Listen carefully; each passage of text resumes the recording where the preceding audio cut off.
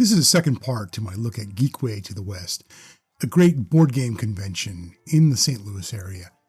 And this time, I'll talk a little bit more about some of the cool games that I got to play. So first off was Helsing from Fireside Games. It's for 1 to 4 players, and it's a cute cooperative dungeon crawler / deck builder with some clever ideas. Each player has a playboard, tracks your health, coin, and skill experience. Coins used to buy upgrades to your action deck. And the object is to defeat a main villain by the end of 5 rounds.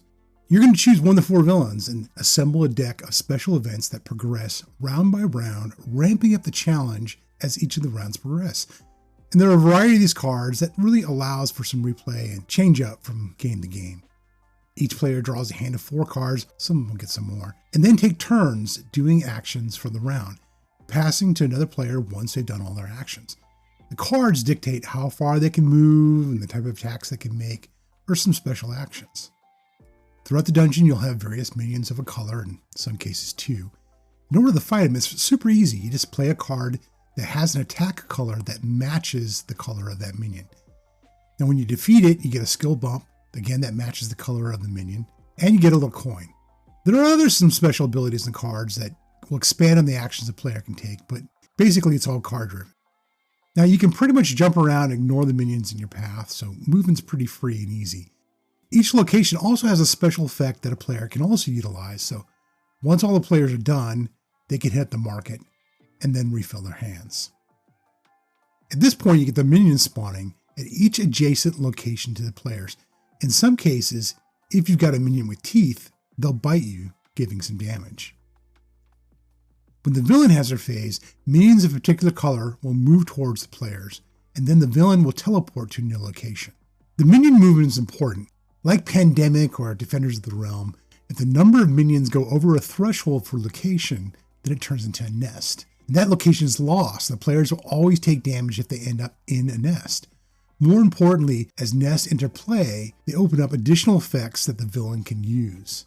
Now, attacking a villain, players use as many attack cards as they want, with each hit taking a point off its health total. The villain will roll special dice that can cancel out certain attack color types or inflict damage.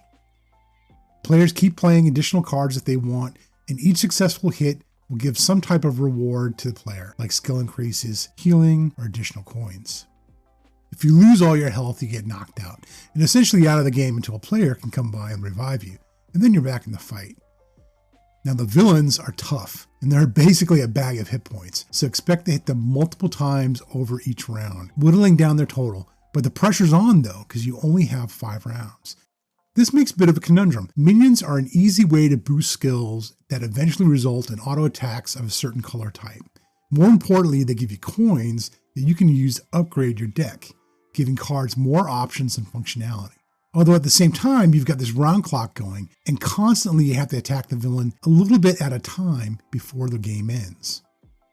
So it becomes a balancing act. If you totally ignore the minions, they can remove locations, and even worse, nests are made, and it opens up more awful things the villain can do. But if you focus too much on minions, the rounds slip away from you, and you fall short of killing the villain. The components are nice. Section player boards that securely hold various markers for coins, skills, and your health. Player and villain tokens are these nice acrylic standees. But the standout for me are your actual player action cards. You see, each card is sleeved, and the market has these special inserts that you can buy. While it's possible to cover up an icon, ideally, you're using the upgrades to expand the options of each card. So you can add more movement, or more importantly, different color attacks to your cards that you have. Also, you can get additional special abilities. So there's some fun choices to figure out the ideal cards to buff, and it's a really clever idea where you're expanding the abilities of your cards instead of just actually adding additional cards to your deck. Now, this is a light dungeon crawler. Combat is super easy. Everything's based on using cards for movement and actions.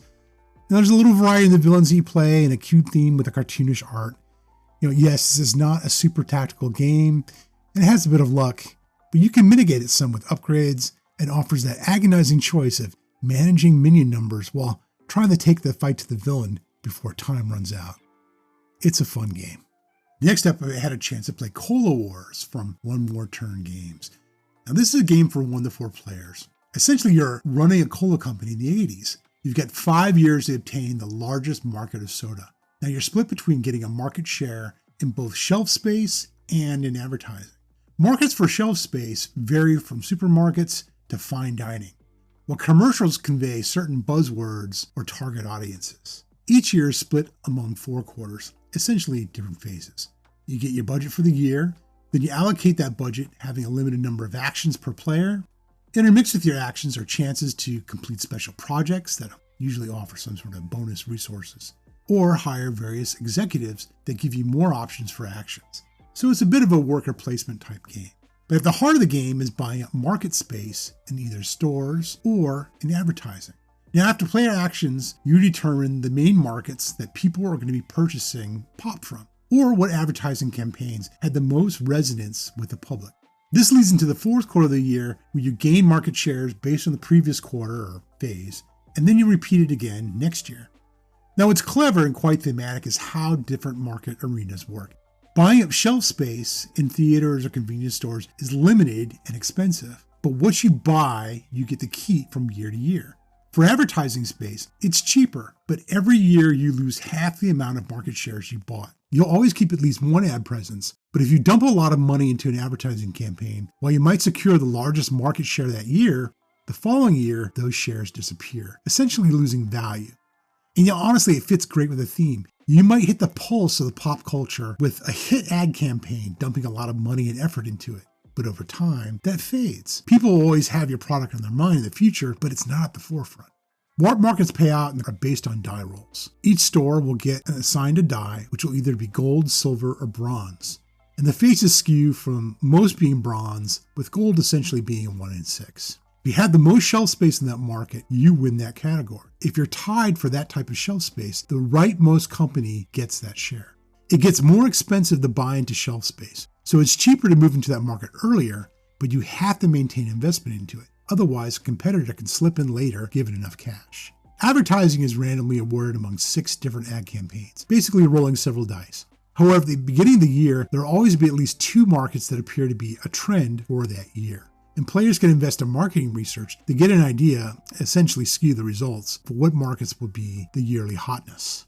It's this fun worker placement and resource management game. You can't completely ignore one main market over the other, but you can certainly get executives to help you master one.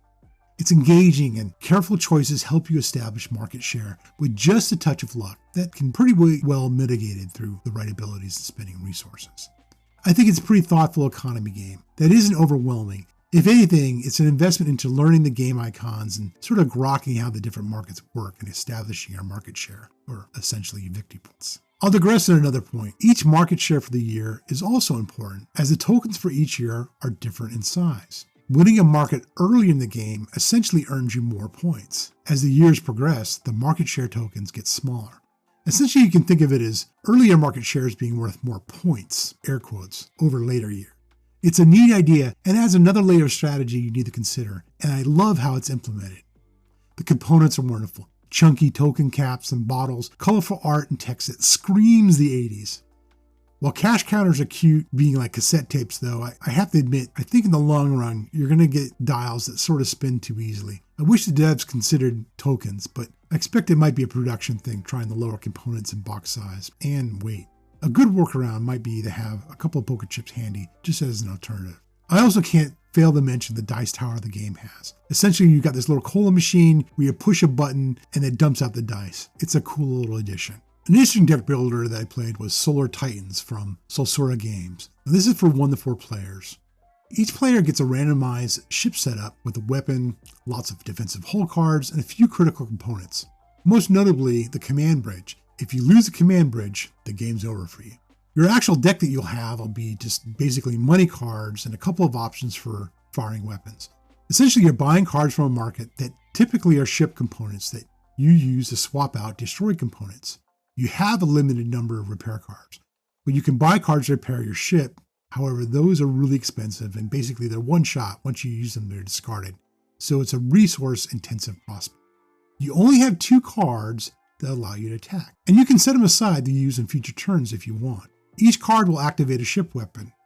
When you attack, you choose a column on your enemy ship and work from the top row downwards. If the attack hits a section that's destroyed, it continues on until reaching an undamaged section. If the attack value of the weapon is equal to or greater than the defense value of that component, that subsection is destroyed. Of course, there's weapons that can charge up using additional money, weapons that can link up their attack values, some that fire multiple times, others that will have excess damage move onto other ship sections, and more importantly, you have some weapons that can attack from other directions, like coming in from the sides. You even have shipboarding parties that can basically be used one time to take out a section of a ship. In this way, it's got a little bit of a Galaxy Truckers feel with directional damage that takes out ship components. There's a limited number of attack cards. This is balanced out with an expensive one-shot cards that you can buy that allow you to attack. Also, as I mentioned, you can set those attack cards aside for later turns. Essentially, though, you're sort of telegraphing that you'll be attacking, but it does allow you to make some powerful attacks when you can. So you end up with this frantic race to replace damaged components, but still have those limited opportunities to hit your enemy with a strong attack.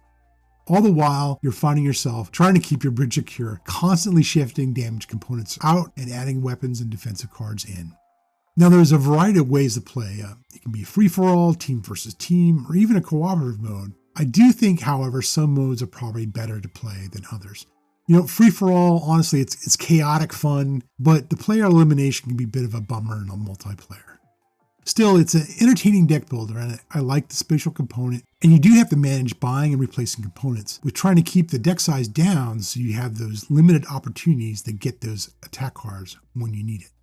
I also got a chance to play Wandering Towers from Capstone Games. Now, this is for 1 to 6 players, and it's an adorable little game. You have these wizards that you're basically trying to get to the safety of Raven's Keep. You also have 5 potions that you need to fill up. So essentially you're going to have a few cards, and you're going to play one card that you're going to either have your wizard move a certain number of spaces in a clockwise direction, or you're going to move a tower. And in addition to having the choice of moving a couple of spaces, you can also have some cards that will have you roll a die and move that distance. And in some cases, that's a little bit better because you might roll a 5 or 6 and really make a jump. Now, if your wizard lands anywhere or lands on top of a tower, it's just perfectly fine. And again, you want to land exactly at the Raven's Keep, at which point they'll go inside and be safe. If you're moving a tower, it'll move around the board and it'll join up other sections of other towers and basically create this one huge stack if it's possible. But if it ever lands on top of a wizard, then that wizard's hidden and sort of out of play. You can't move that wizard until it's revealed. More importantly, when you move a tower on top of a wizard, you get a chance to fill up one of your potions. Now, on top of that, you've got 3 spell cards, and anybody can use these. You can use these multiple times.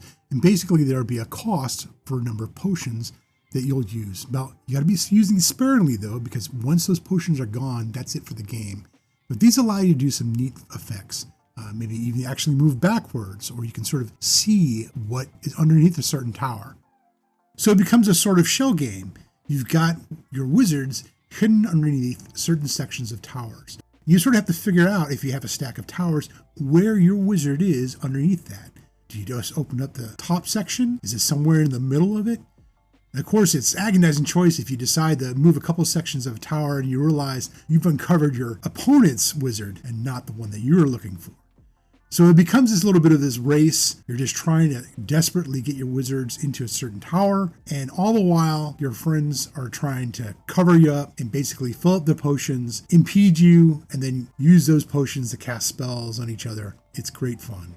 And I find this game just a whimsical little puzzle memory game. It's rather unique.